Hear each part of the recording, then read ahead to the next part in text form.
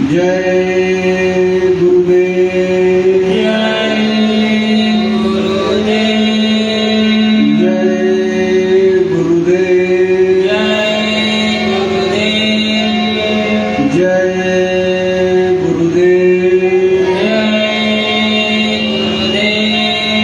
जय गुरुदेव गुरुदेव नाम किसका प्रभु का जय गुरुदेव नाम किसका प्रभु का प्रभु का पावन नाम जय गुरुदेव सर्वसमृद्ध सर्वत्र विराजमान युग महापुरुष परम पूज्य स्वामी जी महाराज गुरु महाराज के संदेशों को उनके आदेशानुसार जन जन तक पहुंचाने में लगे हुए परम श्रद्धेय पूज्य महाराज जी यहाँ पर उपस्थित गांव के सभी सम्मानित धर्म प्रेमी भाइयों, माननीय प्रधान जी, साथ ही हमारे संगत के इस ब्लॉक की जिम्मेदारी देख रहे भाई बाबूराम जी, यहाँ के न्याय पंचायतों के सभी जिम्मेदार, सत्संगी प्रेमी भाइयों, माताओं, बहनों तथा बच्चे,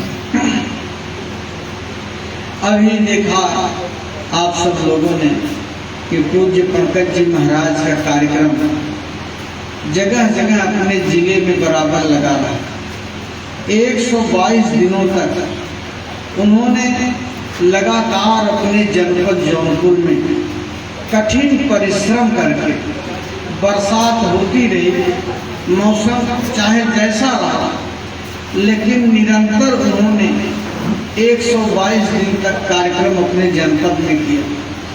उसके बाद वो एक दिन के लिए भी बैठे नहीं, तुरंत फिर गाजीपुर में ऐसे ही हर न्याय पंचायत में कार्यक्रम, फिर बिहार में उन्होंने बहुत कार्यक्रम किए। इस समय इतनी गर्मी में अंबेडकर नगर जिले में तो इतना परिश्रम महात्मा क्यों करते हैं, वो किस लिए, आखिर क्या बताना चाहते हैं, क्या समझाना चाहते हैं। तो संत महात्मा सबके होते हैं। जैसे सूरज सबका है, सूरज में कोई बंटवारा नहीं कर सकता कि ये हिंदुओं का है, मुसलमानों का है, कि ब्राह्मणों का है, कि क्षत्रियों का है, कि हरिजन का है।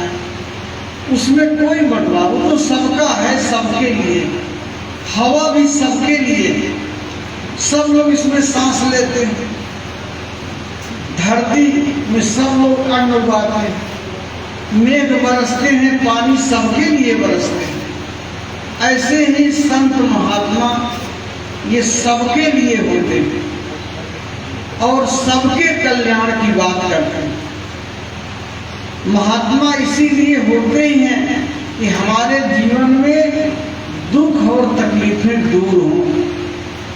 संत बिटप सरिता गिरधरनी, पर हित हेतु सबन कह करनी। जैसे पहाड़ है, नदी है, पेड़ है, ये दूसरे के लिए ही इनका जन्म है। ऐसे ही संत महात्मा हमारे आपके जीवन में कोई तकलीफ न आए, कोई परेशानी न आए, कोई संकट न आए, उसके लिए भी ये बराबर लगे रहते हैं। और अपने देश के ऊपर, समाज के ऊपर भी अगर परेशानी है, कष्ट है, तकलीफ है, तो उसके लिए भी संत महात्मा पूरे समाज को जगाने का और एक अच्छे समाज की स्थापना का वो संकल्प लेते हैं और पूरे दुनिया की, समाज की आबो हवा को बदलते हैं। वो मामूली शक्ति नहीं होते। संत महात्मा कोई वेशभूषा, कोई दाढ़ी वाला, कोई चंदन टीका का नाम नहीं है। महात्मा उनको कहते हैं जिन्होंने आत्मा को जगाया और परमात्मा को प्राप्त किया। हम आप सब लोग परमात्मा के ही अंश हैं और जीवात्मा हमारे आपके अंदर विराजमान है। आत्मा परमात्मा का अंश है और उसका विनाश कभी नहीं होता। शरीर का विनाश हो जाएगा, ये शरीर हमको आपको थोड़े दिन के लिए मिली। इस दुनिया की सबसे बड़ी मुसीबत और सबसे बड़ा संकट यही कि जैसे हमारा जन्म संसार में हुआ तो हमारा लगाव किससे है कि ये मेरा परिवार है, मेरे बाल बच्चे हैं, मेरी जमीन है, मेरा मकान है। इससे हम लोगों का कितना बड़ा लगाव है और हम लोग सोचते हैं कि ये चीज हमारी है, ये हमसे कभी भी अलग नहीं होगी। लेकिन देखिए इस दुनिया का कितना कठोर सत्य है कि आदमी एक दिन सब छोड़ के चला जाता है। इस चीज को हम अपना समझते रहे, अपना परिवार, अपने बाल बच्चे, अपनी जगह जमीन, अपना घर मकान सब छोड़ के अपने आंखों से देखिए आप दुनिया जा रही, जाने की लाइन लगी हुई है और यहाँ कोई ठिकाना नहीं शरीर की। 10 साल का बच्चा भी जा रहा, 22 साल का जवान भी जा रहा, 40 साल वाले भी जा रहे, 60, 65, 70, 80 की कोई बात नहीं। और जाना क्या है हम कुछ खेल समझ नहीं पाते। शरीर तो यहीं रह जाती, वही आंख है, वही कान है, वही नाक है, वही चेहरा है। लेकिन कौन चीज इसमें से निकल गई कि लोग कहते हैं कि शरीर तो मिट्टी हो गई, अब इसमें से आत्मा चली गई तो शरीर का खेल खत्म हो। तो यहाँ पे हमको आपको ये समझ में आता है कि हम ये शरीर नहीं है, हम इसमें रहने वाली आत्मा है। और ये विज्ञान कोई आज का नया नहीं है, उस चाहे सतयुग हो, चाहे त्रेता हो, चाहे द्वापर, सब लोगों ने, ऋषियों मुनियों ने अगर तपस्या किया तो किसके लिए कि हमको आत्मा का ज्ञान हो जाए। वो अजर अमर अविनाशी आत्मा क्या। भगवान कृष्ण अर्जुन से कहते हैं, जब अर्जुन रोने लगा, बिलखने लगा कि ये तो हमारे सब परिवार के लोग हैं, मैं इनके ऊपर हथियार कैसे उठाऊं। तो कृष्ण भगवान कहते हैं, हे अर्जुन, ये शरीर एक कपड़ा है जिसको आत्मा ने पहन रखा है। वह शान से जीर्णानी यथा विहाया नवानि गृहणाति नरोपराणी। जैसे आपसे पूछा जाए कि आपने अपने शरीर पे कितना कपड़ा पहना होगा तो आप कहेंगे हमको याद तो नहीं। बहुत कुर्ता पैजामा, बहुत साड़ी, बहुत चड्डी बनियाई हमने न जाने सैकड़ों पहने छोड़ दिए। शरीर तो वही है लेकिन इस पर कपड़े हमने बहुत पहने और जब कपड़े पुराने हो गए, फट गए तो हमने दूसरे नए बनवा के पहन लिए। तो कहते हैं ऐसे ही आत्मा, इसका विनाश नहीं होगा। शरीर नाशवान है, शरीर पुराना हो जाएगा, शरीर की मृत्यु निश्चित। जितनी भी शरीरें हैं हम आप अपनी आंखों से देखते हैं, मनुष्य शरीर तो है ही है, कुत्ता है, बिल्ली है, सूअर है, घोड़ा है, गधा है, ये भी शरीर है और सब नाशवान है। एक समय के बाद सबका बचपना है, सबकी जवानी है, सबका बुढ़ापा है और अंत में सबको छोड़ करके जाना। तो ये आत्मा का पता कैसे लगे कि आखिर वो शरीर में कहाँ रहती है और मौत क्या चीज है, मृत्यु के समय में कहाँ जाती है। ये विद्या, ये दुनिया के जितने भी स्कूल कॉलेज हैं ये कहीं नहीं पढ़ाए जाते। कितनी भी पढ़ाई आप कर डालिए, इतने महंगे महंगे स्कूल हैं। दिल्ली में एक जो कक्षा 1-2 के लड़कों की 1-1 लाख रुपए फीस सालाना की, ऐसे ऐसे स्कूल कॉलेज एक से एक। लेकिन इन स्कूलों में ये जो असली पढ़ाई है, आत्मा का ज्ञान, ये कहीं नहीं पढ़ाया। और ये मनुष्य शरीर हमको आपको परमात्मा ने इसीलिए दिया है कि आप अपनी आत्मा को जगा लो, आत्मा को जगाओ तो मेरे पास चले आओ। वो परमात्मा भी अजर अमर अविनाशी है और आत्मा भी अजर अमर अविनाशी। इसी शरीर में ही अधिकार हमको आपको मिला। इसीलिए तो मनुष्य शरीर की बहुत बड़ी महिमा कही गई कि बड़े भाग मानुष तन पावा, नर तन सम नहीं कौन्यू देही। मनुष्य शरीर के बराबर कोई शरीर नहीं।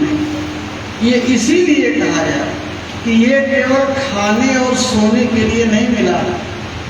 मनुष्य शरीर में परमात्मा ने अधिकार दिया है कि आप अपनी आत्मा को जगाओ।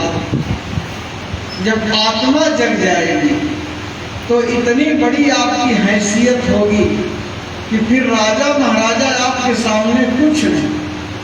प्रधानमंत्री, राष्ट्रपति, अरबपति, खरबपति, बड़े बड़े ज्ञानी विद्वान ये आपके सामने कुछ नहीं है, क्योंकि आत्मा के जगने पर ये आत्मा परमात्मा की तरह है। जो रूप परमात्मा का है वही रूप आत्मा का।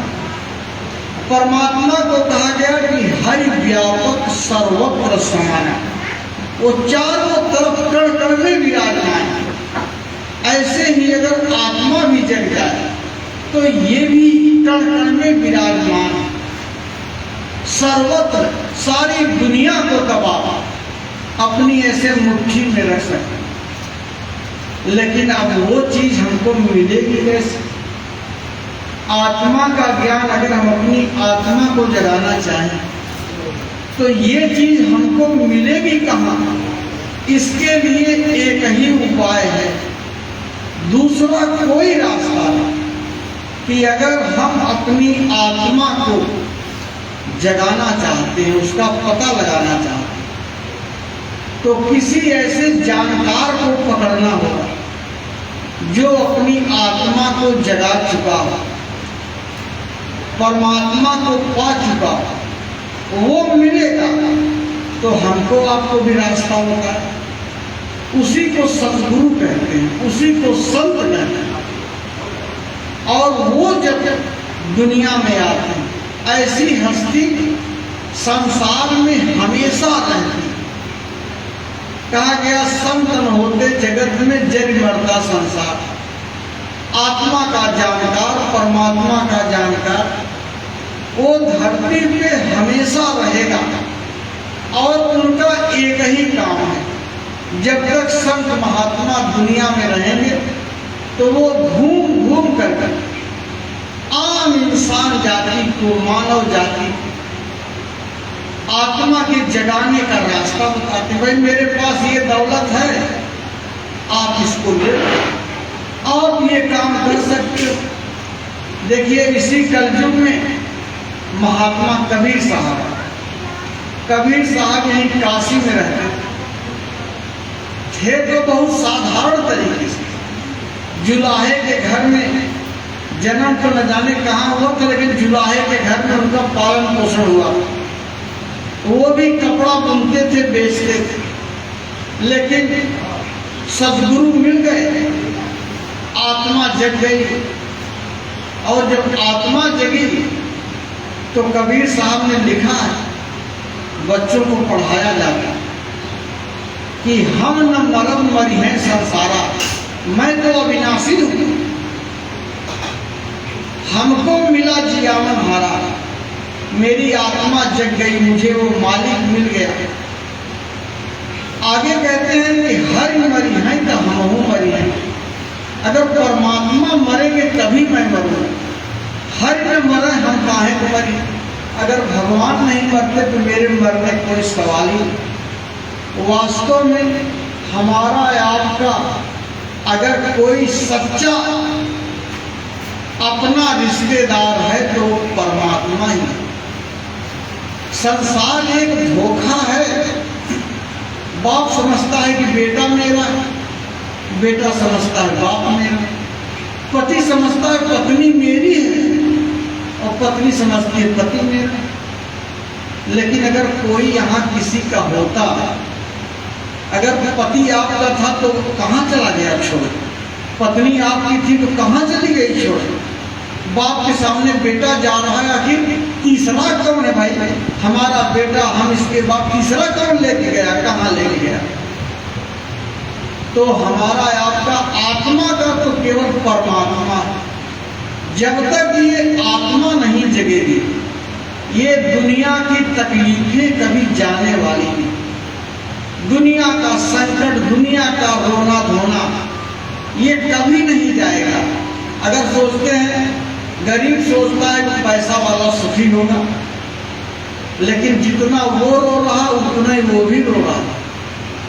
अगर अमीर के यहाँ भी किसी की मौत होती है तो जैसे गरीब रोता है वैसे अमीर भी रोता है। वो सोचता है, एक गोस्वामी जी महाराज ने लिखा है कि दीन कहें धनवंत सुखी। जो गरीबी जिसके पास, वो सोचता है पैसा वाला सुखी होगा। धनवंत कहें नहीं राजा सुखाई। जिसके पास अरबों खरबों है वो भी सुखी नहीं। वो क्या कहता है, हम क्या है? अरे जिनके पास राजपाट, मंत्री, प्रधानमंत्री, वो सुखी। और राजा कहें महाराजा सुखी। जो एक देश का राजा है, पहले चक्रवर्ती नरेश होते, वो पूरी दुनिया पर राज करते, सारी दुनिया राजा उनके अधीन रहते हैं। तो कहें राजा कहें महाराजा सुखी। राजा कहते थे हम नहीं सुखी हैं, जो महाराजा है वो सुखी है। और महाराजा कहें नहीं इंद्र सुखाए। महाराजा कहते थे हम तो इंसानों के ऊपर राज करते, असली सुख तो इंद्र के पास, जो देवताओं पे राज करते। इंद्र कहें नहीं ब्रह्मा सुखी। इंद्र कहते हैं हमारा तो छोटा राजा ब्रह्मा जो मुझसे बड़े हैं उनके पास आनंद है। ब्रह्मा कहें नहीं विष्णु सुखाई। ब्रह्मा कहते नहीं विष्णु का तेज ज्यादा है, वो हमसे ज्यादा सुखी हैं। तो स्वामी दास विचार कहें, एक भजन बिना सब जीव दुखारी।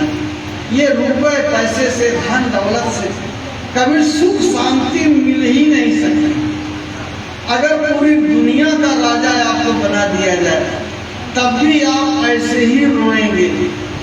सुख और शांति मिलेगी केवल आत्मज्ञान से, आत्मा का ज्ञान होगा। तो फिर सारा क्लेश, सारी तकलीफ, सारी मुसीबत आपकी खत्म हो जाएगी। क्योंकि देखिए महात्माओं ने कहा कि संसार एक सपना है। जैसे हम आप सपना देखते हैं रात में, कभी कभी बड़ा खराब सपना दिखाई पड़ता है। सपने में देख लिया कि हमारी गाड़ी चोरी हो गई, अब घबरा करके दौड़ रहे हैं। सपने में देखा कोई हमारा रिश्तेदार खत्म हो गया, तो बहुत लोग रोते भी हैं, आंसू भी गिरते हैं। लेकिन सपने की तकलीफ कब जाएगी? जब आंख खुलेगी तभी जाएगी। जब तक आप सो रहे हो तब तक सपने की तकलीफ कभी नहीं जाएगी, लेकिन जब आंख खुलेगी तभी सपने की तकलीफ जाएगी। तो ये संसार में महात्मा कहते हैं मोह निशा सब सोवनिया। यहाँ मोह रूपी रात्रि में सारी दुनिया सो रही है। देखें सपने अनेक प्रकार, हम नाना प्रकार का सपना देख रहे हैं। कोई देख रहा है कि मेरे पास हवेली है, कोई देख रहा है मेरे पास बहुत बड़ा कारोबार है, मेरे पास धन दौलत, गाड़ी घोड़ा, ट्रैक्टर, समरसेबुल। ऐसा कोई अच्छा सपना देख रहा है, कोई खराब सपना। सपने हो भिखार रंग नागपति हो, लेकिन जागे हान में लाभ। कोई सपने में देख रहा है झोपड़ी है हमारे पास, उसके लिए परेशान दुखी है। कोई जान रहा है महल है हमारे पास, उसके लिए सुखी है। लेकिन ये सब सपना है। और जो सपने सिर काटे कोई, बिन जागे न दूर दुख होई। और जग जाओ तो सपने का सारा क्लेश खत्म हो जाएगा। तो महात्मा जगाने के लिए आए कि आप सो रहे हो। और जागना क्या है कि आत्मा जाग जाए, वही असली जागना। और उसके लिए वो रास्ता बता कि भाई आप सब इसको कर सकते हो। अगर आप कर न पाते तो आपके लिए वो इतनी मेहनत ही क्यों करते? मेहनत की जाती है कि यही समझ करके कि हम इसमें हमको सफलता मिलेगी। आप खेती करते हो, मेहनत करते हो, तो ये जानते हो कि इतना करेंगे तो इतना मिलेगा ना। ऐसे ही महात्मा हमको आपको जगाते हैं कि देखो इसी मनुष्य शरीर में आत्मा को जगाने का रास्ता है और आप कर सकते हो। आपके लिए सरल है, आसान है। ये चीज बाबा जी ने बराबर लगातार 60 वर्षों तक पूरे हिंदुस्तान में, और क्या उत्तर प्रदेश, बिहार, बंगाल, राजस्थान, महाराष्ट्र, कर्नाटका, तमिलनाडु, इधर उड़ीसा, असम, बंगाल, ये समझो आप कि अकेले महापुरुष ने करोड़ों लोगों को रास्ता बताया, क्योंकि उनके पास वो दौलत रहती। और क्या कहा कि भाई अगर आप अपनी आत्मा को जगाना चाहते तो रास्ता वो सरल है, आपको साधु नहीं बनना। क्योंकि एक लोगों के अंदर भावना रहती है कि अरे भाई भगवान को पाना इतना आसान थोड़ो है। अगर जो है लोग इतनी तपस्या करते थे तब पाते, घर बार छोड़ करके, परिवार छोड़ करके जंगलों में तपस्या करनी पड़ी। लेकिन महात्मा कहते देखो ये कलयुग है, हम वो रास्ता बताते हैं अपने परिवार में रहते हुए, बाल बच्चों को देखते हुए भी आप अपनी आत्मा को जगा सकते हैं। वो प्रचार किया बाबा ने। उसमें पहली शर्त यही है, अगर आप अपनी आत्मा को जगाना चाहते हैं तो पहली शर्त है अपने गृहस्थ आश्रम को मत छोड़िए।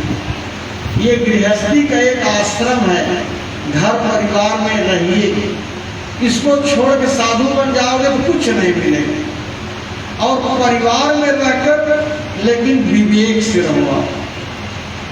सत्संग में महात्मा ये चीज बड़े प्रेम से समझाते हैं। देखो भाई ये तो दुनिया का सत्य है ही है कि ये रहने वाली जगह नहीं। जिसका भी जन्म हुआ उसकी मृत्यु भी निश्चित है। तो मौत को आप भूल के मत, बराबर ये याद रखो, ये शरीर जो है ये श्वासों का भंडार है। जितनी सांसें हम आप निकाल रहे हैं ये गिन के मिला हुआ था। और जब ये श्वासों की गिनती पूरी हो जाएगी तो ये शरीर छोड़ना पड़ेगा। तब चाहे रिश्तेदारी में हो तो वहीं, हवाई जहाज पे हो तो वहीं, मार्केट में हो, न्योता में गए हो, शादी विवाह में, जहाँ श्वास की पूंजी खत्म होगी वहीं आपको ये शरीर छोड़ना पड़ेगा। तो बराबर जो चीज बराबर निकल रही है, सांस कोई रोक सकता है? चाह करके भी कोई नहीं रोक सकता। तो इसलिए आप ये जान लो कि ये निकलते निकलते तो खत्म होगी। धीरे धीरे देखो बचपन चला गया, जवानी चली गई, बुढ़ापा आ गया, तो समय तो जाएगा। हम आप सब लोग धीरे धीरे मौत की तरफ ही तो चल रहे हैं। किसी के 10 साल बाकी होगा, किसी के 20 साल, किसी का 25 साल, किसी का 2 ही साल बाकी होगा, किसी का साले भर रह गया होगा, किसी का महीने में रह गया होगा। कोई ठिकाना थोड़ा कि कितना समय निकल गया, कितना बाकी। तो मौत की याद हरदम करिए कि हमारा जब समय पूरा होगा तब जाना पड़ेगा। तो आप इस दुनिया में मेहमान हो, सब एक दूसरे के मेहमान हैं। पिता का समय पूरा हुआ, पिता जा रहे, माता का पूरा हुआ, माता जा रहे, पति का पूरा हुआ, पति जा रहा, पत्नी का पूरा हुआ, पत्नी जा रहा। जाना तो सबको है, लेकिन इस दुनिया में बहादुर वो है कि बहादुरी के साथ जो अपना काम बना ले जाए। मौत से पहले अपना ठिकाना जो बना ले, जब इस दुनिया में रहना नहीं है तो जहां रहना है वहां चलो, वहां की खोज करो। ऐसा देश खोजो जहां से कोई निकाल ना सके। आखिर अपना देश कहाँ है, अपना ठिकाना कहाँ? वही तो महात्मा बताते हैं कि आप दुनिया में रहो, परिवार में आप परिवार की जिम्मेदारी आप देखो। 2 परहेज आपको करना। अगर अपनी आत्मा को जगाना है तो ऐसा कोई काम न करो कि वो परमात्मा नाराज हो। उसको पहले खुश रखना। और परमात्मा नाराज होता है जब हम आप पाप कर्म करते हैं। कर्म करने का हमको पूरा अधिकार मिला था, उसने पूरा अधिकार दे दिया, अच्छा करो बुरा करो, वो बीच में कुछ नहीं बोलेगा। लेकिन अंत में हमारे आपके कर्मों का ही हिसाब होता है। जहां श्वास की पूंजी खत्म हुई, तुरंत जमदूत सिपाही आ जाए और तुरंत सीने पे सवार हो जाएंगे और आवाज लगाएंगे, अरे राजेश, अब आपका समय पूरा, अब हम आपको लेने आए, आप कुछ नहीं कर सकते। लाख छटपटाओ, लाख अपने घर परिवार के मोह में पड़ो, कह रहे सरकार थोड़ी छुट्टी दे दीजिए, भी परिवार के लोग बड़े कच्ची गृहस्थी है, कोई संभालने वाला नहीं है। लेकिन वो एक शब्द है, मेरे पास टाइम नहीं, खत्म तुम्हारा समय। और जब वो आके खड़े हो जाता है, अगल बगल पूरा परिवार रहेगा, किसी को नहीं दिखाई पड़ेगा, लेकिन जिसका समय पूरा हुआ उसी को दिखाई पड़े। तो जब आत्मा जगती है तब समझ में आता है, ये संसार तो सपना था, मैं तो इसी में इतने दिनों तक डूबा रहा और मैं कुछ समझ ही नहीं पाया। अब देखा रे हमको तो अलग लेके जा रहे। अब सीधे महात्मा बताए कि भाई कहाँ लेके जा रहे, सीधे धर्मराज के दरबार में। वहां पर ऊपर बहुत बड़ी कचहरी है और वहां क्या होता, दुनिया का कोई सामान हमारे साथ नहीं जाता, जमीन यहीं रह जाती है, परिवार यहीं रह जाता है, धन दौलत यहीं रह गया, मकान यहीं रह गया, शरीर भी यहीं रह गया, शरीर भी नहीं जाता। लेकिन एक चीज यहाँ से जाती है, जितने कर्म हमने किए अच्छे और बुरे, पाप और पुण्य, वो परमात्मा का कैमरा है, वो पूरी फोटो खींच रहा है। एक एक जीव के कर्मों का हिसाब, आपने कितना काम किया, अच्छा किया कि बुरा किया, वो काम की पूरी रील आपके साथ जाएगी। उसी के हिसाब से आपके आत्मा की गति होती। अब आपकी आत्मा की हैसियत आपके कर्मों से ही नापी जाएगी। अगर आपने गलत काम किए हैं, सबसे खराब और पाप का कर्म परमात्मा के यहाँ है जीव हत्या का। मनुष्य शरीर पा करके, इतने पढ़ लिख करके, ज्ञानी विद्वान हो करके, डीएम हो गए, एसपी हो गए, मंत्री हो गए, मिनिस्टर हो गए, डॉक्टर हो गए, इंजीनियर हो गए, और आप मुर्गा खा रहे, आप बकरा खा रहे, तो इसकी बहुत बड़ी सजा मिलेगी।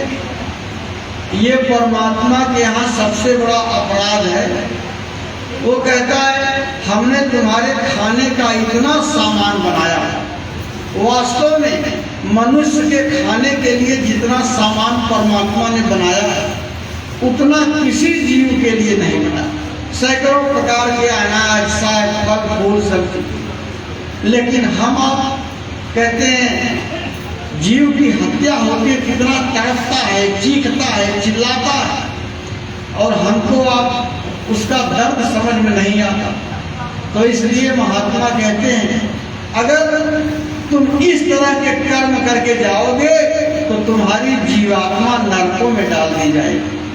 तब ये मनुष्य शरीर नहीं मिलेगा, और नरकों से निकलोगे तो कुत्ता में डाला, सुअर में डाला, घोड़ा में डाला, गधा में डाला।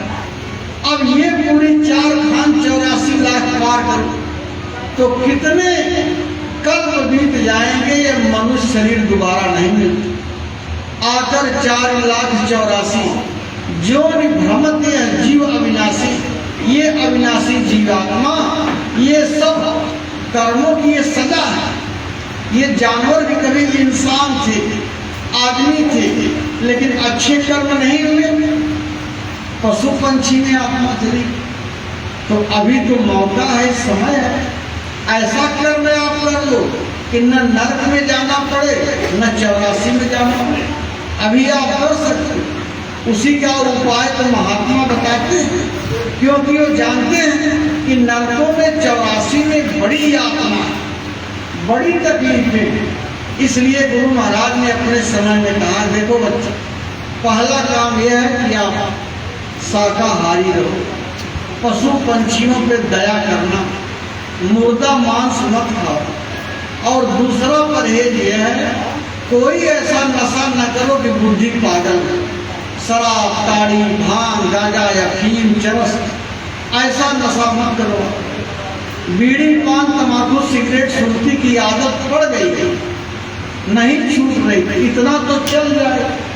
नए लोगों को कहा जाता है नहीं खाते पीते तो कतई मत इसका प्रयोग करो। जिनकी आदत पड़ी हुई है वो धीरे धीरे करके, वो भी तो कोई अच्छी चीज नहीं है, धीरे धीरे आप छोड़ दोगे, लेकिन साधना में आपके बाधा नहीं पड़ेगी। तो आप शाकाहारी, क्योंकि इसी से खान पान से ही समाज बिगड़ता है और खान पान से ही समाज सुधरता है। अगर लोगों का खान पान बिगड़ जाए, लोग शराब का, मांस का सेवन करने लगे, तो ये तो राक्षसी भोजन है। हम आप खाएंगे पिएंगे तो हमको आपको भी राक्षसी कहा जाए। रावण को क्यों राक्षस कहा गया? रावण ब्राह्मण जाति का था, बहुत बड़ा विद्वान था, वेदों शास्त्रों का बहुत बड़ा जानकार था, बहुत बड़ी उसने तपस्या भी की थी, बहुत बड़े बड़े वरदान भी उसने पाए थे। लेकिन जब राजपाट, धन दौलत सब मिल गया तो रावण महाराज के अंदर यही दो कमी आ गई, वो भी शराब पीने लगे। उनकी बहन कहती है करो पान सोओ दिन रात, वो भी मांसाहार करने लगे, तो रावण को राक्षस कहा गया। अगर खान पान समाज में बिगड़ेगा तब समाज बिगड़ जाएगा, चोरी बढ़ेगी, बेईमानी बढ़ेगी, दुराचार बढ़ेगा, मुकदमेबाजी होगी, लड़ाई झगड़े होंगे, रिश्वतखोरी बढ़ेगी। अब बिगड़ता ही चला जाएगा। और समाज अगर सुधरना हो तो तभी सुधरेगा जब सबका खान पान शुद्ध हो। लोगों का खान पान जब शुद्ध होगा तो अच्छा समाज बन जाएगा। बाबा जी ने कहा, इसीलिए प्रार्थना अपील किया कि आप लोग सात्विक रहो, खान पान शुद्ध रखो। और मनुष्य शरीर से हम आपको रास्ता बताते हैं कि घर का काम काज करो, कोई रोक नहीं, क्योंकि माता पिता की सेवा करो। माता पिता ने जन्म दिया है और बड़ी सेवा की। माता ने मामूली सेवा थोड़ा किया। जब हम नंगे पैदा हुए थे रोते हुए तो कोई ज्ञान तो था नहीं, न बैठ सकते थे, न बोल सकते थे, न कोई पढ़ाई लिखाई थी, हम तो पूरी तरह से लाचार थे। लेकिन माता ने बहुत कठिन परिश्रम करके, दिन रात एक करके, चौकीदारी करके और पाल पोस करके कैसे बड़ा किया। जब तक अनजान थे, टट्टी पेशाब उसी ने साफ किया, क्या खिलाया क्या पिलाया, और कैसे 8 साल 10 साल के जब तक नहीं हो गए तब तक बराबर उसने पूरी देखभाल की। इसलिए महात्मा कहते हैं परिवार में रहो तो माता पिता का कभी अपमान मत करना।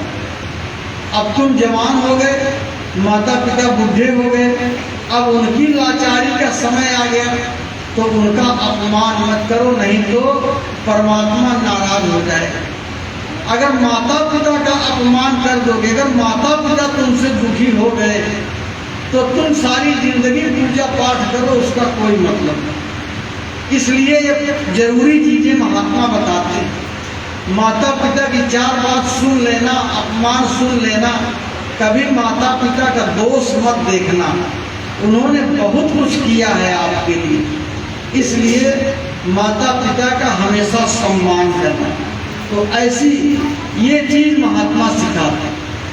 और पैसा जरूरी है परिवार चलाने के लिए।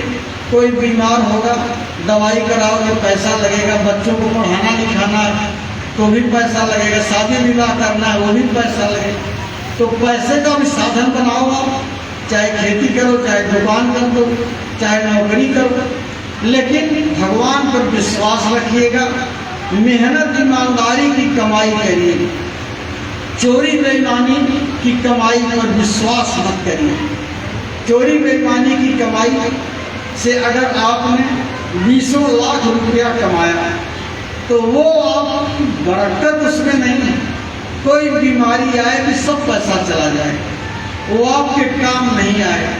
इसलिए हमेशा मेहनत और ईमानदारी से भगवान पे विश्वास करिए, अपनी गृहस्थी को चलाइए।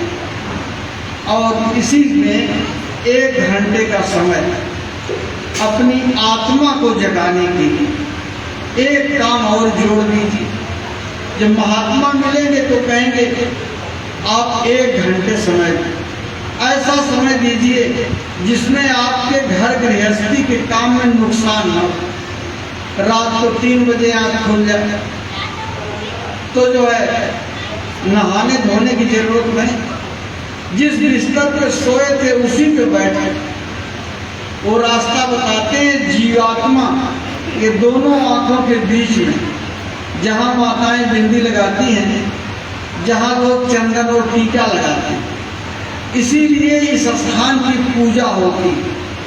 आपकी वो चेतन जीवात्मा अजर अमर अविनाशी इसी जगह पर विराजमान है। और उस आत्मा में भी एक आँख है जिसको दिव्य दृष्टि कहते हैं। अगर आत्मा की आँख खुल जाए तो भगवान बिल्कुल सामने दिखाई दे। वो तभी तक दूरी है जब तक आँख नहीं खुली। अंदर की आँख खुल जाएगी तो स्वर्ग ये है, वैकुंठ ये है, ब्रह्मा विष्णु महादेव ये, तब जिनका नाम आपने सुना वो प्रत्यक्ष दिखाई दे। महात्माओं ने देखा उनको, तब वर्णन किया। अंदर की आँख खुली और देख करके तब वर्णन किया, ऐसा मैंने देखा। ब्रह्मानंद जी महात्मा से उन्होंने क्या लिखा? अचरज देखा भारी संतों, अचरज देखा भारी। मैंने देखा बिना भूमि एक महल बना है, तामे ज्योत व्यापारी भी, ऐसा मैंने दिव्य महल देखा, अपरंपार जिसमें ज्योति है जो रोशनी से धड़क धड़क। तो अंदर की आँख खुलेगी तब ये चीजें दिखाई पड़ेंगी। अंदर का कान खुलेगा जीवात्मा, तो परमात्मा की आवाज आकाशवाणी वो सबको बुला रहा है, उसकी आवाज आ रही है, लेकिन हमारा कान ही बंद है, हम सुन नहीं पा रहे। तो महात्मा रास्ता बताएंगे, आँख कैसे खुलेगी और कान कैसे खुलेगी। बाबा जी ने भी बराबर अपने समय में बताया। अभी महाराज जी आए थे, उन्होंने भी ये बात बताई। भले लोग नए लोग गए हों न समझ पाए, लेकिन ये रास्ता उन्होंने बताया कि ऐसे आप साधना करोगे 5 मिनट 10 मिनट, कैसे बैठ करके कैसे मन को रोकना है। रोज थोड़ा थोड़ा करोगे, अंदर की आँख खुलेगी, अंदर का कान खुलेगा, दिखाई भी पड़ेगा अंदर की चीजें, सुनाई भी पड़ेगी। जब आपकी लगन लग जाएगी तो किसी चीज की जब शुरुआत की जाती है तो उसमें धीरे धीरे धीरे धीरे, जैसे हम लोग अपने बच्चों को स्कूल में डालते हैं तो उसको कुछ नहीं आता, न कखा गगा आता है, न ABCD आता है, लेकिन जब बराबर स्कूल आने जाने लगता है, रोज थोड़ा थोड़ा पढ़ाया जाता है, तो वही लड़का एक दिन किताब पढ़ने लगता है, वही लड़का बड़ा विद्वान बन जाता है। तो कोई चीज धीरे धीरे होती। हम आप अगर केवल शाकाहारी हो जाएं और जो रास्ता मिला, ऐसे देखिए महाराज जी बताते हैं आत्मा को जगाने की, ऐसे आत्मा की आँख खुलेगी, कान खुलेगी। बहुत लोग सोचते भाई ये लोग अपना प्रचार कर रहे हैं, तो अपना प्रचार नहीं कर रहे हैं। अगर कोई भी आपको ऐसा बताने वाला मिल जाए धरती पर कि मैं आत्मा की आँख और कान खोलने का रास्ता बताता हूँ, उनसे रास्ता ले लीजिए, उन्हीं से रास्ता लेके करिए। लेकिन जरूरत है ऐसे जानकार जो हमको आपको भेद बताए। और आत्मा के लिए अगर आपने ये साधना की, आप शाकाहारी रहे और 1 घंटा रोज आपने जीवात्मा को जगाने की अगर साधना की है, अगर समय पूरा हो गया, मौत आ गई, वो यमदूत अगर आएगा, जो लेने के लिए आते हैं सिपाही, तो उनका भी व्यवहार सबके साथ अलग अलग है। अगर आपने पाप कर्म किए हैं तो वो पकड़ के मारता हुआ, घसीटता हुआ ले जाता। लेकिन अगर आपने साधना किया है तो वही यमदूत आपको बड़े सम्मान के साथ, आदर के साथ आपको अपने साथ अपने विमान से लेके जाता है। इसीलिए महात्माओं ने लिखा कि आया है सो जाएगा, राजा रंग फकीर, जो भी आया है जाना सबको है, लेकिन को सिंहासन चढ़ चला, को बांधा जा देती, किसी को बड़े आदर से सिंहासन पे बैठा के ले जाते और किसी को अपमानित करके मारते घसीटते ले जाते। तो महात्मा ये चाहते हैं कि आप सम्मान के साथ जाओ, आपका अपमान न हो, लोक भी बनाओ परलोक भी बनाओ, तब आपका अच्छा है। हमने जितने भी काम किए केवल संसार को सजाने के लिए, परलोक के लिए हमने कुछ किया ही नहीं। आत्मा का कल्याण कैसे होगा वो काम किया नहीं। लेकिन अगर आप बराबर साधना करने लगे, बैठ रहे, चाहे सिद्ध हो चाहे न हो, केवल रोज बैठ रहे हो आप एक घंटा, तब भी वो आएगा तो आपको बड़े आदर से लेगा। अरे इन्होंने तो अपने आत्मा को जगाने की साधना की। क्योंकि अगर आप पता लगाओ 10-20 गांव में कोई भी आदमी ये काम नहीं करता।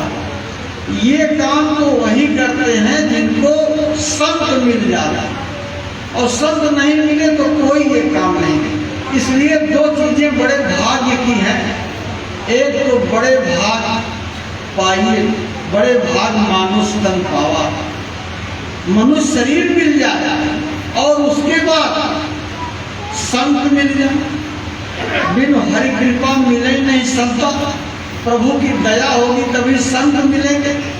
और बड़े भाग पाई सत्संग, सत्संग मिल गया, रास्ता मिल गया, तब जो है आपकी कैटेगरी अलग हो जाती।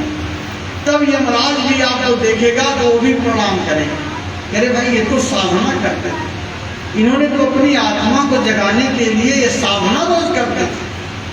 तब आपकी आत्मा न तो नरकों में जाएगी, गारंटी है 100%, और न 84 में। तब आपको कुत्ता बिल्ली सूअर घोड़ा गधा नहीं बनाया जाएगा। अगर आपने साधना किया है तो आपकी अगर साधना पूरी नहीं है तो फिर वो मनुष्य शरीर ही देंगे। इसलिए ये चीज गांव-गांव, घर-घर, महाराज जी ने कहा दोबारा जाइए, जहां जहां हम करके आए हैं लोग भूल गए होंगे, उनको पता नहीं होगा कि कौन सी दौलत हमको दी गई। उनको फिर से समझाइए, बताइए कि ये सुमिरन है, ये ध्यान है, ये भजन है, लोग करते रहे, थोड़ा थोड़ा आप करते रहो। आगे देखो जमाना बदलने जा रहा है। संत महात्मा जब अंदर की आंख खुली है, दिव्य दृष्टि खुलती है, तो वो पूरा देखते हैं कि आगे कैसा समय आने वाला है। पूरी दुनिया में बहुत बड़ा परिवर्तन हो। ये गुरु महाराज बराबर इसका प्रचार करते रहे, कहें जय गुरुदेव पुकार जमाना बदले। ये तो आप सब खुटहन क्षेत्र में है। खुटहन ब्लॉक में गुरु महाराज बहू के आया। सबसे पहले उनका आगमन सन 72 में इंटर कॉलेज खुटहन के मैदान में हुआ था, इस क्षेत्र में। उसके बाद बराबर उनका आना जाना रहा। उसी समय से कहा जाता था, कहें जय गुरुदेव पुकार जमाना बदलेगा, सुनते जाना सभी नरनाथ जमाना बदलेगा। ये जय गुरुदेव नाम किसका है? ये परमात्मा का नाम। गुरु महाराज कहते थे बच्चा मेरा नाम नहीं, ये नाम उस परम पिता परमेश्वर का है। तो बहुत लोग शंका करते थे, ज्ञानी विद्वान लोग, कि ये नया नाम कहाँ से आ गया है? हम तो राम नाम जानते थे, कृष्ण नाम जानते थे, हनुमान जी शंकर जी को जानते थे, ये जय गुरुदेव नाम कहाँ से आए? तो जय गुरुदेव नाम ये उसी परम पिता परमेश्वर का नाम है। वैसे तो वो अनामी है, उसका कोई नाम नहीं, लेकिन जब जब दुनिया में परिवर्तन होगा, जब जब भी जमाना बदलेगा, नया काम आएगा, तो भगवान का नया नाम आएगा। कभी भी पुराने नाम से परिवर्तन नहीं होगा। त्रेता में अगर राम नाम से परिवर्तन हुआ तो द्वापर में राम नाम से क्यों नहीं हुआ? पुराने नाम से परिवर्तन नहीं होगा। द्वापर में कृष्ण नाम आ गया, तो नए समय में हमेशा जो है वक्त का डॉक्टर, वक्त का सद्गुरु, दुनिया का काम तो वक्त का ही करेगा, तो समय का डॉक्टर ही इलाज करता। आज जो समस्या आ गई समाज में, आज जो नैतिक पतन हो गया, जो इंसान जो आप देखो कितनी हत्या बढ़ गई, रोज समाचार सुनो यही भरा, वो उसको मार दिया, उसको मार दिया, कत्ल बलवा, नौजवान लड़के मारे जा रहे, रोज लड़ाई झगड़ा, कितना जो है भ्रष्टाचार फैला हुआ। तो ऐसे समय के लिए गुरु महाराज ने आवाज लगाई, बच्चा आगे जमाना बदलेगा।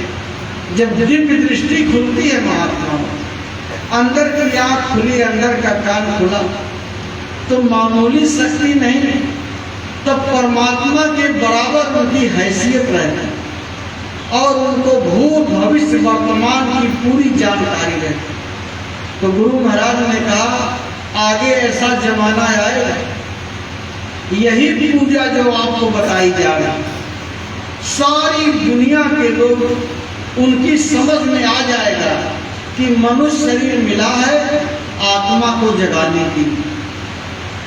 असली काम ये, सब लोग यही भजन और यही पूजा सब के सब लोग करें, सब लोग शाकाहारी हो जाएंगे। एक भी आदमी अंडा मांस मछली शराब नहीं खाएगा। और गुरु महाराज ने तो कहा आगे वो जमाना आ रहा कि अंडा मछली मांस के न रही हैं तो दुकान हो, बदल जाए, दुनिया बदले है। आज तो देखो मामला बढ़ते बढ़ते बढ़ते बढ़ते एकदम चरम सीमा पे है। 10-10, 12-12 साल के बच्चे भी शराब पी रहे हैं। इतना इसका प्रचलन बढ़ गया, शादी विवाह में भी एक तरफ से शराब पी के नाच रहे हैं।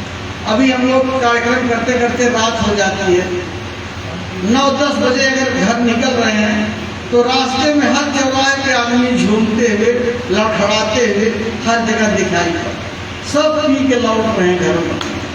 तो कहा कि आगे वो समय आ रहा, अंडा मछली मांस के न रही हैं तब दुकान, एक भी दुकान अंडा की, मांस की, मछली की, शराब की आपको नहीं दिखाई पड़ती। ये परिवर्तन करने के लिए जय गुरुदेव नाम आया हुआ। कहीं कोई चोरी बेईमानी नहीं, बड़े बड़े अधिकारी और कर्मचारी भी वो भी माला उठा लेंगे, वो भी रोज आत्मा को जगाने की साधना करें। जो गुरु महाराज ने कहा कलयुग में कलयुग जाएगा और कलयुग में सतयुग आएगा, तो सतयुग जानते हैं किसको कहते हैं? सतयुग सब योगी विज्ञानी, जितने लोग हैं सब के सब योगी हो जाए, तब सतयुग उसको कहा जाता है। अधिकारी भी भजन करेंगे, कर्मचारी भी करेंगे, व्यापारी भी करेंगे, किसान भी रोज भजन करेगा, नौजवान भी रोज करेगा। अधिकारी भजन करने लगेंगे तो 1 रुपया कोई रिश्वत नहीं लेगा। आप 100 रुपया लेखपाल को देना चाहोगे, वो हाथ जोड़ लेगा, भैया हम भी साधना करते हैं, हम इसको कहाँ बचाएंगे, हमारी साधना खंडित हो जाएगी, हम गलत काम नहीं करते।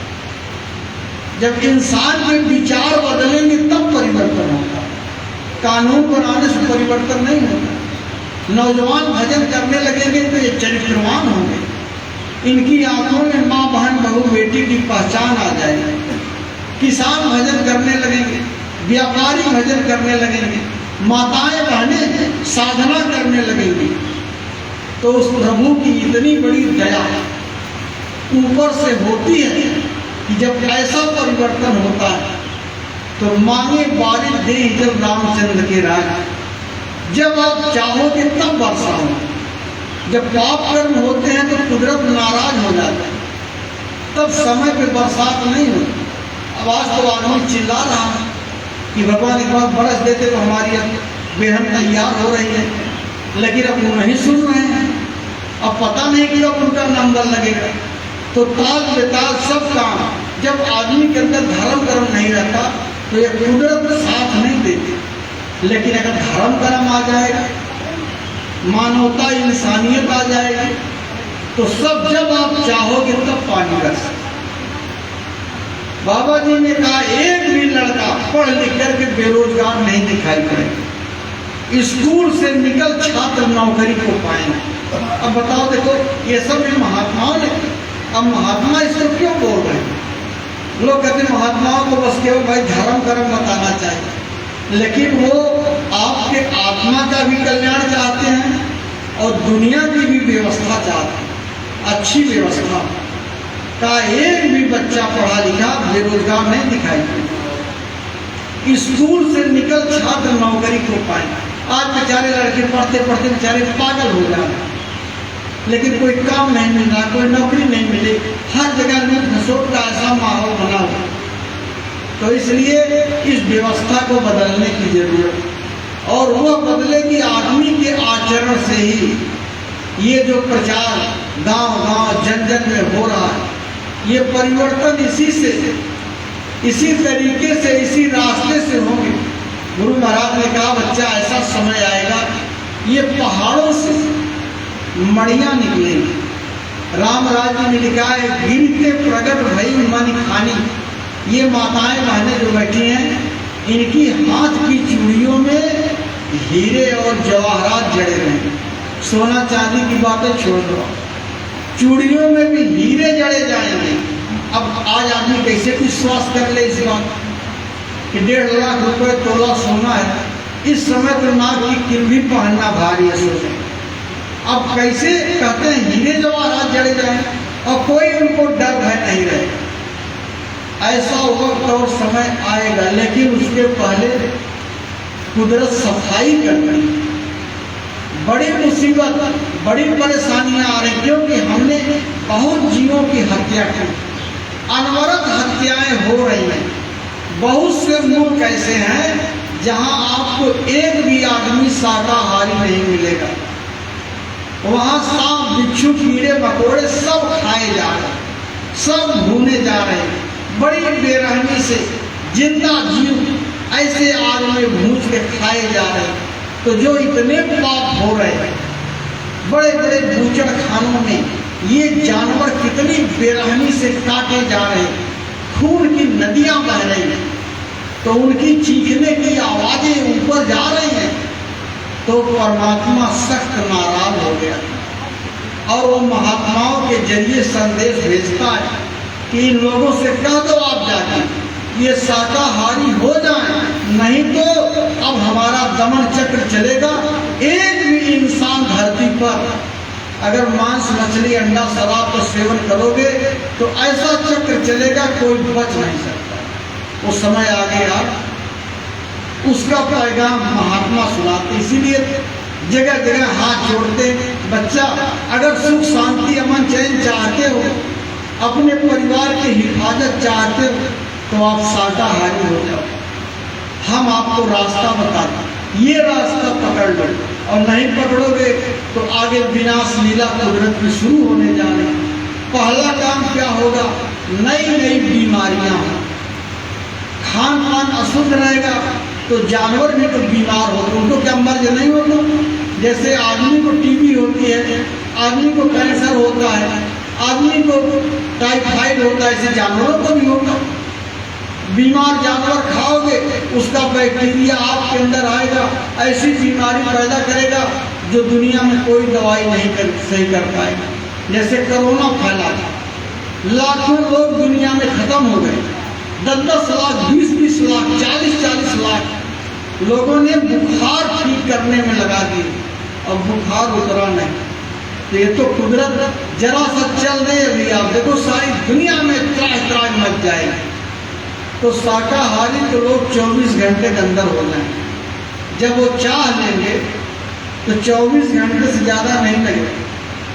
और कहा गुरु महाराज ने कि ये जो पाप इंसान कर उसी की वजह से मांस मछली अंडा दारू यदि न छोड़वा भाई, देशवा विदेशवा में हो जाए लड़ाई। देश विदेश में इसीलिए लड़ाई आगे हो जाएगी। ये तो कहा था बाबा जी ने 70 के दशक में, लेकिन यो जो है आज वो समय लोगों की समझ में आ रहा। जिस तरह से दुनिया में तनाव बढ़ रहा है कि लगता है कि लड़ाई वास्तव में हो जाएगी, और ये लड़ाई बड़ी भयानक हो। ऐसी लड़ाई इसके पहले कभी नहीं हुई। राम रावण के जमाने में जो लड़ाई हुई थी, कौरव पांडव के जमाने में जो लड़ाई हुई थी, उससे भी महाभयानक ये लड़ाई हुई। क्योंकि उन लड़ाइयों में वही आदमी मरे थे जो कि लड़ने गए थे, लेकिन इस लड़ाई में तो घर बैठे मारे जाओगे, एटम बम गिरेंगे और आप समझ लो सारी दुनिया कर रही है। एटम बम बन चुका, आपने बना लिया, अब कह रहे हो कोई उसको फेंके ना, तो जो चीज बनी है वो जरूर चल जाएगी।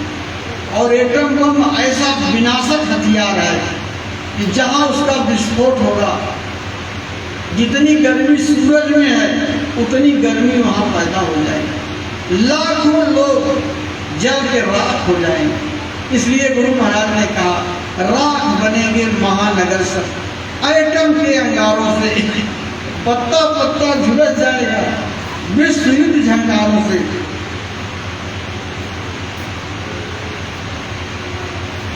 मानव की क्या पेश चलेगी, अंबर भी फट जाएगा, इस धरती का सारा आंगन लाशों से फट जाएगा। ये धरती लाशों से फट जाएगी, लाशें पड़ी सड़ेंगी घर में, उठाने वाले मिलेंगे न यार, जमाना बदले। कहें जय गुरुदेव पुकार, जमाना बदले। इसीलिए बाबा जी ने निवेदन किया, हाथ जोड़ के गांव गांव ये मेरी बात पहुंचा दो। आने वाले उस महाभयानक समय से अगर आप अपने को बचाना चाहते, अपने परिवार को बचाना चाहते, तो आप ये कसम खा लो, 2 काम आपको करना है। एक तो आप शाकाहारी हो, और दूसरी चीज ये है कि भगवान का भजन करने लगे। इसीलिए तो रास्ता बता रहे, शाकाहार का भी प्रचार चल रहा और रास्ता बताया जा रहा कि भगवान का भजन करने। इस पे आप इस लाइन पे आ जाओगे तो आपकी हिफाजत हो जाएगी। क्योंकि भगवान कृष्ण कह के गए हैं कि देखो मैं तो बराबर आऊंगा, यदा यदा ही धर्मस्य ग्लानिर्भवति भारत अभ्युत्थानम धर्मस्य तदात्मानं सृजामि। जब जब धर्म की हानि होगी मैं आऊंगा। मेरा काम क्या है, परित्राणाय साधूनां, मैं सज्जनों की रक्षा करूंगा और बिना साये से दुष्कृता। तो अगर सज्जनता के रास्ते पे आप आ जाओगे तो एटम बम भी चलेगा, तब भी आपको बचने का रास्ता बन जाएगा। छोटी मोटी घटना आगे नहीं होने जाएगा, सारा विश्व त्राह त्राह कर जाएगा। कहा महाशक्तियां दुनिया भर की मिट्टी में मिल जाएंगी, चाहे रूस है, चाहे अमेरिका है, चाहे चीन है, ये सब मिट्टी में मिल जाएंगे। वो उनका विनाश कर देगा, वो उनका विनाश कर देगा। क्रूर अधर्मी मानव की तब अगर ठिकाने आए, ये इंसान जो इतना क्रूर हो गया, अधर्मी हो गया, तब सबकी समझ में, तब सबकी बुद्धि गिरेगी। और उस विनाश को देख कर रातों रात आदमी शाकाहारी भी होगा और तुरंत भजन भी करेगा। ऐसा परिवर्तन आ जाएगा लोगों में।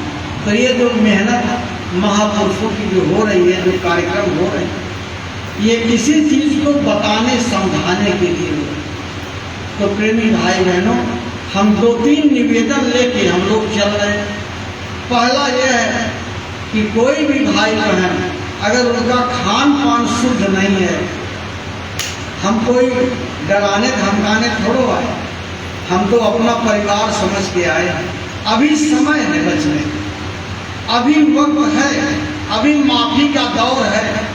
आज अगर आपके कान में संदेश गया तो हम ये कहते हैं आज ही संकल्प लीजिएगा कि अब हम जिंदगी में ये आहार नहीं ग्रहण, तो कल से ही आपके घर में प्रभु की दया आ जाएगी।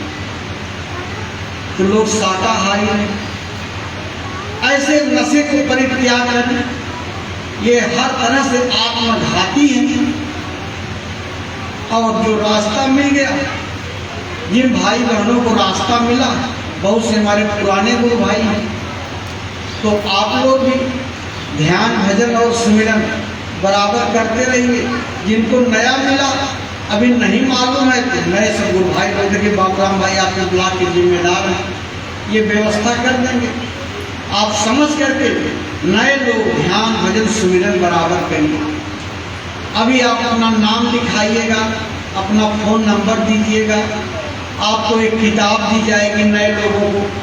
माला नहीं है तो माला का इंतजाम किया जाएगा, लेकिन ध्यान भजन सुमिरन बराबर करते रहिए। इससे हर तरह से जिस दिन से आप करने लगेंगे, देखिए ध्यान भजन सुमिरन करने से आपकी दोनों तरफ संभाल होती है। दुनिया में भी जो आपको परेशानी, कठिनाई, दिक्कत, मुसीबत है, उसमें भी आपको आराम मिलने में, आत्मा का तो कल्याण होगा ही, बाहर की भी समस्याएं आपकी दूर होने लगेंगी और उनसे लड़ने की आपके अंदर हिम्मत आ जाएगी। ये जय गुरुदेव नाम परमात्मा का, ये वक्त का जगाया हुआ नाम है। अगर उस मालिक का नाम लेके आप पुकारेंगे, तुरंत आपकी सुनवाई हो। गुरु महाराज बराबर कहते कि अरे बच्चा, भारी मुसीबत में पड़ जाओ, कोई तुम्हारा सहारा ना हो, कहीं चोरों बदमाशों ने घेर लिया मारने के लिए, अग्नि में जलने जा रहे हैं, पानी में डूबने जा रहे हैं, ऐसा संकट आ गया कि कोई सहारा नहीं, तो अंदर अंदर जय गुरुदेव नाम बोलो। अगर कोई सहारा बन जाए तो जान लेना कि भगवान का नाम, परमात्मा तो हर जगह विराजमान है। अब नया नाम आप लोगे तो पता चल जाएगा किसी महात्मा ने आपको बताया। वक्त के नाम में बहुत बड़ी ताकत होती है, जो समय का नाम होता है, कल्याण तो उसी से होता है। आपको मुंबई जाना है तो नए टिकट से जाओगे, पुराने टिकट से जाओगे? कि हमारे दादा इसी टिकट से पर साल मुंबई गए थे, हम भी इसी से चले जाएंगे, तब तो टीटी पकड़ के जेल में बंद कर दें। नया टिकट चाहिए, जब नया टिकट कटा के बैठोगे तो कोई नहीं खोलेगा। तो ये वक्त का नाम है, आप कहीं भी इसकी परीक्षा कर सकते। गुरु महाराज बराबर कहते थे, बच्चा अगर जमदूत आ गए और सीने पर सवार हो गए आपकी आत्मा को निकालने के लिए, तो आप जो है मौत के समय मामूली पीड़ा नहीं होती, बहुत पीड़ा। सहजो भाई ने लिखा है कि सहजो मौत आइया, अंग अंग दिया तो हिया जरे छाती फटे, उठे पीर घनघोर पीड़ा हो। जैसे बिच्छू एक संग मारे डंक हजार, ऐसा लगता है एक बिच्छू हजार बिच्छू का डंक आ। कहा उस पीड़ा में कोई मददगार नहीं होता, परिवार खड़ा रहेगा, कुछ नहीं समझ पाएगा। आपका धन दौलत, आपका जो है संपत्ति संपदा कोई काम नहीं आएगा। तो आप अंदर अंदर जय गुरुदेव नाम बोलना। बाबा जी बराबर कहते थे, बच्चा मैं मिलूंगा, मैं तुम्हारी मदद करूँगा। तो ये नाम परमात्मा का जगाया हुआ है। हमारी देखिए माताएं बहनें बैठी हुई, हम लोग अपनी बेटियों की शादी कर देते हैं दूसरे घरों में। अगर अच्छा परिवार मिला तो 25 बार 50 बार, ऊपर से नहीं, आवाज ऊपर से नहीं निकले, अंदर अंदर। और उस मालिक से प्रार्थना करें कि प्रभु मैंने सुना है आपका नाम है, हमारे ऊपर भी कुछ दया कर दो। हम भी इस परिवार में जी ले, नहीं तो कैसे रहेंगे। अगर लोगों के मन स्वभाव धीरे धीरे बदलने लगे, तब आप जान लीजिए हमारी सुनवाई हो गई। वास्तव में ये नाम भगवान का, तो हर तरह आप हर जगह आप इसको इस्तेमाल कर सकते। इसलिए महाराज जी ने कहा कि जय गुरुदेव नाम को बराबर याद करते रहिए, तो ये चीज सीधे वो मालिक की दया आपके ऊपर आएगी। तो ये पैगाम और संदेश देखिए आप सब भाई बहनों के बीच में रखा गया। जिनको रास्ता मिला आप बराबर आप भी चालू करो, और जो भाई नहीं पहुंच पाए, चलो भाई यही कार्यक्रम था, लेकिन हम तो नहीं पहुंच पाए। अगर वो महाराज जी जिले जिले में कार्यक्रम करते तो बहुत लोग पहुंच पाते, लेकिन एक एक नया पंचायत में उन्होंने इसीलिए कार्यक्रम किया कि चलो 10 गांव के बीच में हो जाएगा तो ज़्यादा से ज़्यादा लोग आ जाएंगे।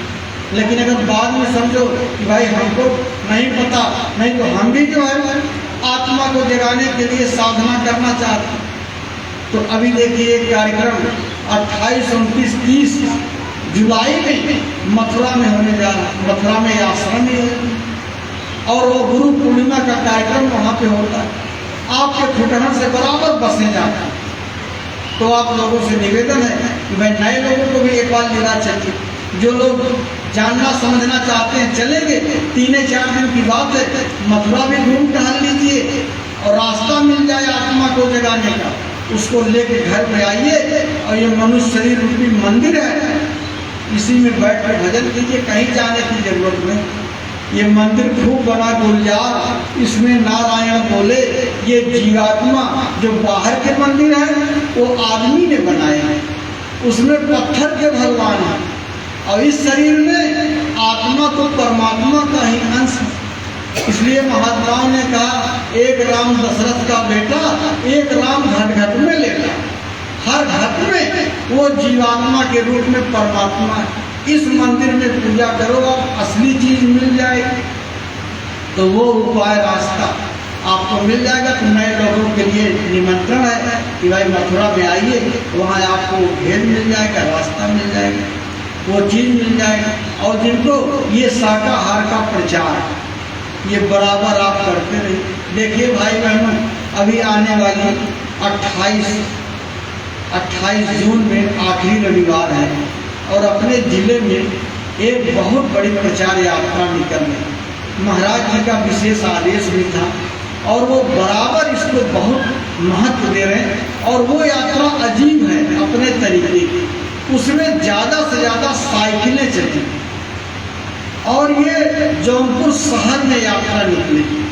ये हाईवे के किनारे बिल्कुल जो सड़क जाती है बनारस को, उसी पे पालपुर है जहाँ बेनी इमरती की नई दुकान खुली है, बिल्कुल जस्ट उसी के बगल में पालपुर का मैदान है। वहाँ गुरु महाराज जी आ चुके, महाराज जी वहीं से ये यात्रा 28 तारीख को 9 बजे सुबह निकलेगी और केवल 20 किलोमीटर शहर के अंदर घूमती हुई और आपके मल्हनी रोड पर चंबल तारा में वह समापन हो जाएगा। इसमें महाराज जी ने कहा कि हम चाहते हैं 1000 साइकिलें हों और पूरे जिले में एकदम लोगों के दिमाग घूम जाए कि क्या हो रहा है। और उसकी पूरी तैयारी की जा रही जोर शोर के साथ। सभी भाई बहनों जो भी आप उसमें हिस्सा ले सकते हो। पूरे खुटहन ब्लॉक बहुत बड़ी हमारी संगत है और यहाँ से अगर आप लोगों ने गांव-गांव नौजवानों को तैयार करिए कि सब साइकिलें लेकर के आप वहाँ पहुँचो। 27 को शाम को ही आप पहुँच जाओ। वहाँ पूरा रहने का, खाने का पूरा इंतजाम, चाहे जितने लोग आ जाए। 27 की शाम को पहुँचिए और पूरी तैयारी करके और 28 को निकल करके वो झंडा आगे पीछे साइकिलों में लगा और जय गुरुदेव नाम का प्रचार प्रसार और सब जिम्मेदारों की ड्यूटी जगह जगह लगी रहे। हर चौराहे पे उसकी लिस्ट बन गई है, किस ब्लॉक, कौन सा ब्लॉक किस चौराहे पे, कौन सा ब्लॉक किस चौराहे पे। तो कोई चीज़ देखो, आप समाज बदलने जा रहे हैं, आप दुनिया बदलने जा रहे हैं, तो कोई न कोई हाव भाव तो दिखाना ही पड़ेगा। बुराइयां तो चारों तरफ, धरना प्रदर्शन अपने स्वार्थ के लिए तो रोज हो रहे हैं, लेकिन समाज के कल्याण का ये प्रदर्शन एक ऐतिहासिक आपके जिले में होने जा रहा है। तो आप सबसे निवेदन प्रार्थना है कि इसमें आप बड़ी से बड़ी संख्या में आप भाग लीजिएगा और इस अभियान को पूरा सफल बनाइए। महाराज जी रोज आज आप पूछते क्या तैयारी चल रही है, कितने लोग तैयार हो रहे हैं, बड़ी संख्या में लोगों को निकालिए और ये जो काफिला निकले, ये जो प्रचार यात्रा निकले, वो अपने ढका, इसकी बहुत बड़ी चर्चा होगी। इस तरह से उन्होंने कहा है। तो आप सब जितने भी नए पुराने सत्संगी भाई बहन हैं, आप इसके लिए पूरा जोर दीजिएगा। गांव-गांव से बच्चों को निकालिएगा। वो बच्चे ही एक छोटे से काम में शामिल होंगे तो आगे चल के बहुत काम है, एक संस्कार तो बनेगा। गांव-गांव से बच्चों को निकालिए और इस यात्रा में लोग भाग लें। तो इस तरह से एक संदेश थोड़े समय में हमने आप लोगों के बीच में रखा है। अब चूँकि आगे कार्यक्रम में पहुँचने का ही समय हमारे पास, समय से पहुँचना चाहते हैं, समय से तो वहाँ बैठ के इंतजार करेंगे, इसलिए हम अपनी वाणी को विराम देते हैं। मालिक के नाम को प्रेम के साथ आप भाई बहन बोलिएगा, जय गुरुदेव। जय गुरुदेव। बाबा जी का कहना है शाकाहारी रहना है, इसने तब मन किया खराब, अंडा मछली मांस शराब, क्या खाने से होगी भलाई, साग सब्जी दूध मलाई, मुसीबतों से बचना है, शाकाहारी रहना है, बीमारियों से बचना है, शाकाहारी रहना है, कुदरती मार से बचना है, शाकाहारी रहना है, कुदरत है तैयार खड़ी, आगे दवाई बड़ी बड़ी, अगर नहीं चेतोगे प्यारे, तोबा तोबा करोगे प्यारे, बाबा जी तो बचा रहे हैं, शाकाहारी बना रहे हैं, हाथ जोड़ कर विनय हमारी, हो जाए सब शाकाहारी, बाबा जी की अर्जी है, आगे आपकी मर्जी है। जय गुरुदेव। जय गुरुदेव।